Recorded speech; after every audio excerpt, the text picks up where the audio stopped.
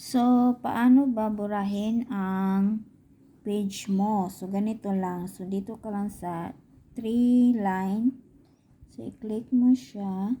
So, dito sa my check. So, dyan mo makikita yung mga page mo. So, Saudi Gold. I-try natin. So, ayan na. So, para mabura siya, dito tayo sa 3 lines. Yan. Tapos, punta tayo sa settings privacy. And then, setting privacy,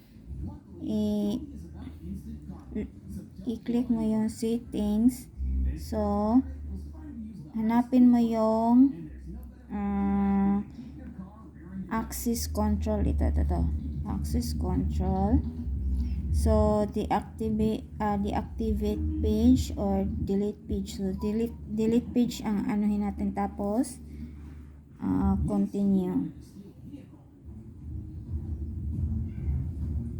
Pagkatapos, pwede ka mamili dyan. Pwede mo naman i-continue.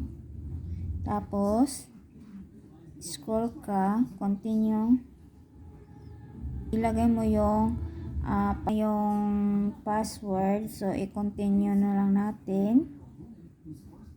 Yan, delete page.